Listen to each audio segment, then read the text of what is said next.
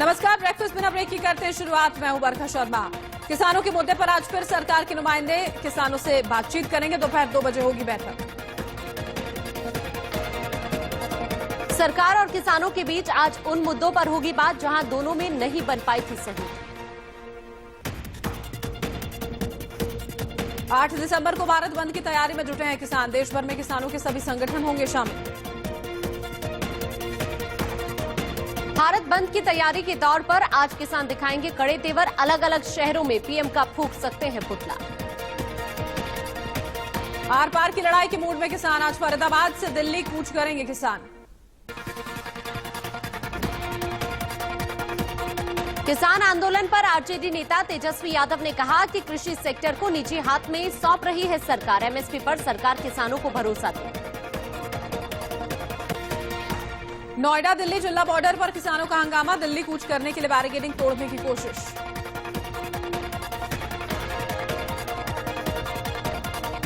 नोएडा से दिल्ली जाने के लिए जिला बॉर्डर बंद कर दिया गया है। लोगों के आने जाने के लिए रूट डायवर्ट किया गया है। किसानों ने पुलिस को चेतावनी दी और कहा कि अब दिल्ली चलेंगे। बड़ी संख्या में पहुंचे किसान। गाजियाबाद नेशनल हाईवे 9 पर किसानों की पुलिस से झड़प। रोड पर किसानों को गाड़ियां खड़ी करने से पुलिस ने रोका। NH 9 पर किसानों के लगाए टेंट्स को पुलिस ने हटाया। आईजी प्रवीण कुमार खुद मौके पर मौजूद रहे। गाजियाबाद पुलिस ने NH 9 पर लगाए सीसीटीवी। किसानों के धरना प्रदर्शन पर रखी जाएगी नजर। हैदराबाद नगर निगम चुनाव में बीजेपी ने लगाई बड़ी छलांग। 150 में से 48 सीटों पर भारी जीत। टीआरएस 99 से खिसककर 56 सीटों पर सिमटी, जबकि एआईएमआईएम ने 43 सीटों पर जीत दर्ज की। कांग्रेस को सिर्फ 2 वार्ड में ही जीत मिली। बाकी एक सीट पर फैसला नहीं। विवाद के बाद हाईकोर्ट पहुंचा मामला। बीजेपी महासचिव भूपेंद्र यादव ने कहा टीआरएस के एकमात्र विकल्प के रूप में बीजेपी उभरी। हैदराबाद में बीजेपी की बंपर जीत से अमित शाह उत्साहित हैं। कहा कि अचरज भरी है जीत। हैदराबाद नगर निगम चुनाव में जीत से गदगद बीजेपी चीफ। नड्डा ने हैदराबाद की जीत को बताया ऐतिहासिक। जीत पर बीजेपी चीफ नड्डा ने कहा कि मोदी की विकास नीति और गवर्नेंस मॉडल में बढ़ रहा है भरोसा।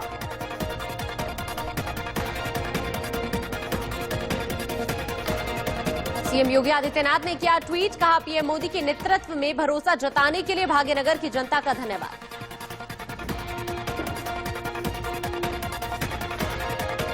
तेलंगाना प्रदेश कांग्रेस कमेटी प्रमुख उत्तम कुमार रेड्डी ने पद से इस्तीफा दिया। इस्तीफा हाईकमान को भेजा। एनसीपी के औरंगाबाद और पुणे स्नातक निर्वाचन क्षेत्रों में जीत। बीजेपी उम्मीदवार शिरीष बोरलकर और संग्राम देशमुख को हराया। महाराष्ट्र एमएलसी चुनाव में जीत से महाराष्ट्र विकास अघाड़ी में जश्न। शरद पवार उद्धव ठाकरे ने जताई खुशी। आम आदमी पार्टी की गोवा इकाई के पूर्व संयोजक एल्विज गोमेज का इस्तीफा। पार्टी की सदस्यता छोड़ी। महाराष्ट्र में महाविकास अघाड़ी नेता जयंत असगावकर ने जीता एमएलसी चुनाव। पुणे शिक्षक सीट पर जीत। झांसी में स्नातक चुनाव की काउंटिंग में बवाल। फिर से काउंटिंग की मांग कर रहे बीजेपी कार्यकर्ताओं से पुलिस की झड़प। काउंटिंग में बीजेपी उम्मीदवार से आगे सपा प्रत्याशी धरने पर बैठे बीजेपी विधायक और समर्थक। पुलिस के खिलाफ नारेबाजी। पीएम मोदी ने कोरोना को लेकर सर्वदलीय बैठक की। कोरोना टीका को लेकर विपक्ष के लोगों से बातचीत की। सर्वदलीय बैठक में पीएम मोदी ने कहा कि कुछ ही हफ्तों में वैक्सीन ट्रायल के बाद बाजार में आ जाएगी। इसके साथ ही पीएम ने कहा कि कोरोना वैक्सीन पर केंद्र और राज्य सरकार मिलकर काम कर रहे हैं। पीएम मोदी ने कहा वैज्ञानिकों की हरी झंडी के बाद वैक्सीन को बाजार में लाया जाएगा।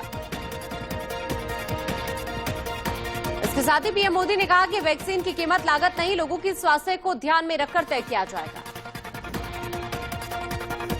वहीं पीएम मोदी ने कहा कि कोरोना वैक्सीन बाजार में आती सबसे पहले बुजुर्गों को लगेगी।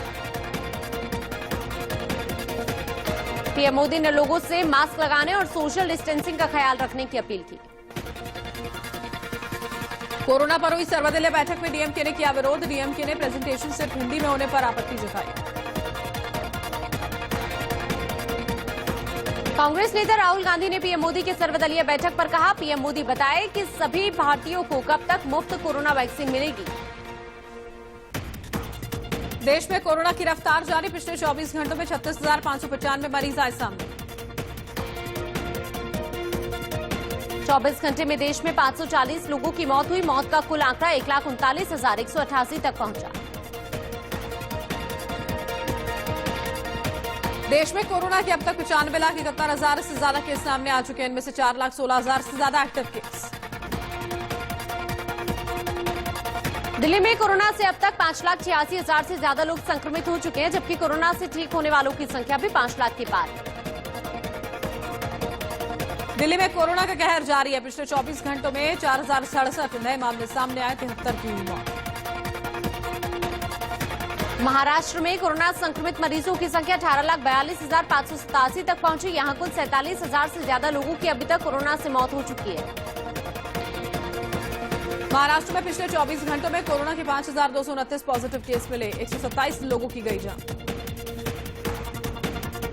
नोएडा के दादरी इलाके में बदमाशों से पुलिस की मुठभेड़। एनकाउंटर में एक बदमाश घायल। यूपी में मंडप में दूल्हे को छोड़ नौकरी की काउंसलिंग में गई दुल्हन। नौकरी लेकर आई, फिर हुई विदाई। गोंडा में बीएससी दफ्तर में टीचर पद की काउंसलिंग में हुई शामिल। नौकरी मिलने से दोनों घरों में खुशी का माहौल। यूपी के शामली में तेज रफ्तार का कहर। रोडवेज बस ने 3 बच्चों को कुचला। मौके पर दर्दनाक मौत। हादसे में 3 महिला समेत 5 लोग घायल। पुलिस ने पहुंचाया अस्पताल। हादसे की जांच पड़ताल जारी। यूपी के शाहजहांपुर में कार चालक की गोली मारकर हत्या। बोलेरो कार में खून से लथपथ शव मिला। पुलिस ने शव कब्जे में लेकर पोस्टमार्टम के लिए भेजा। मामले में केस दर्ज कर पुलिस ने जांच शुरू की। मृतक की पत्नी है, उसने कहा कि किसी ने फोन कर रात में बुलाया था, मगर काफी देर बाद भी नहीं लौटा संजय। यूपी के उन्नाव में युवक ने चचेरे भाई की ली जान। अपने ससुर के साथ मिलकर रची थी साजिश। पुलिस ने दामाद, ससुर समेत 4 आरोपियों को गिरफ्तार किया। कानूनी कार्रवाई में जुटी पुलिस। गाजियाबाद से एक महिला का मारपीट वीडियो हुआ वायरल। महिला कह रही है जहर देकर मार डाला। महिला के सगे बेटे पर ही मारपीट का आरोप। पूरे मामले की छानबीन कर रही है पुलिस। गुरुग्राम पुलिस ने सीरियल किलर को किया गिरफ्तार। 300 सीसीटीवी फुटेज खंगालने के बाद मिली सफलता। गुरुग्राम के इफ्को चौक से पकड़ा गया आरोपी। 23, 24 और 25 नवंबर की रात 3 लोगों की चाकुओं से हत्या का आरोप। यूपी के मुजफ्फरनगर में पुलिस और बदमाशों के बीच मुठभेड़ हो गई। फायरिंग के दौरान एक बदमाश और एक सिपाही को गोली लगी।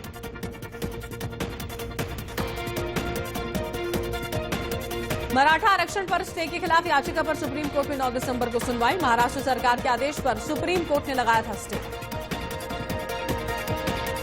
मराठा समाज के आरक्षण के लिए महाराष्ट्र सरकार दे चुकी है मंजूरी। कोटे के सवाल पर लगा है डंगा। आरक्षण पर मराठा समाज के नेताओं की बैठकों का दौर जारी। 8 दिसंबर को विधान भवन घेरने की तैयारी। सेना प्रमुख जनरल एमएम नरवणे अगले हफ्ते सऊदी अरब और यूएई के दौरे पर जाएंगे। वो वहां 4 दिनों तक रहेंगे। इस दौरान वो दोनों देशों के मिलिट्री लीडर्स से मुलाकात करेंगे। पिछले कुछ सालों में सऊदी अरब और यूएई के साथ भारत के संबंधों में घनिष्ठता आई है। भारत ने ऑस्ट्रेलिया को पहले T20 मैच में 11 रन से हराया। टीम इंडिया की T20 में लगातार 8वीं जीत। टीम इंडिया ने दिया था 162 रनों का लक्ष्य। जवाब में 7 विकेट पर ऑस्ट्रेलिया 150% थी।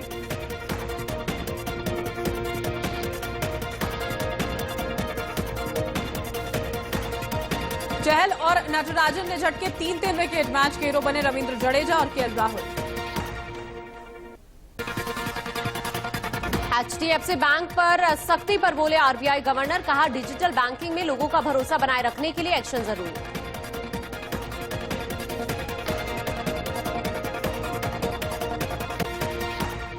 2 दिन बाद फिर सस्ता हुआ सोना चांदी, वैश्विक बाजारों में नरमी और रुपए में मजबूती का असर।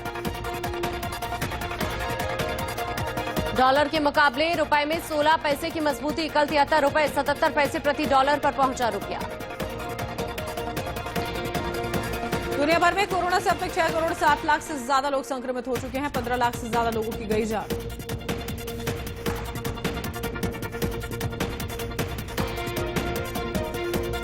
अमेरिका में कोरोना से संक्रमितों का आंकड़ा 1 करोड़ 40 लाख के पार, जबकि मरने वालों की संख्या 2,84,000 से ज्यादा। कोरोना से ब्राजील में अब तक करीब 1,75,000 से ज्यादा लोगों की हो चुकी है मौत, जबकि 64,96,000 से ज्यादा लोग संक्रमित। रूस में अब तक संक्रमितों की संख्या 24,02,000 के पार, मरने वालों का आंकड़ा 42,000 से ज्यादा। मेक्सिको में कोरोना से अब तक 1,08,000 से ज्यादा लोगों की हो चुकी है मौत, जबकि 1,14,000 से ज्यादा लोग संक्रमित हैं। अमेरिका के एक के बाद एक पाबंदी वाले फैसले पर बौखलाया चीन, कहा खतरनाक रास्ते पर है अमेरिका। चीनी मीडिया ने कहा विजिटर वीजा पर रोक जैसे फैसले चिंताजनक, संबंधों पर पड़ेगा बुरा असर। रोहिंग्या मुसलमानों को लेकर बांग्लादेश में बड़ा एक्शन, बंगाल की खाड़ी में द्वीप पर भेजे जा रहे हैं रोहिंग्या। हजारों की संख्या में अलग अलग द्वीपों पर भेजे जा रहे हैं रोहिंग्या मुसलमान, संयुक्त राष्ट्र ने उठाई आपत्ति। फ्रांस में मुस्लिम कट्टरपंथियों पर सख्ती बढ़ी, आंतरिक मंत्री ने कहा आतंकी तैयार कर रहे हैं, मस्जिदों को किया जाएगा बंद।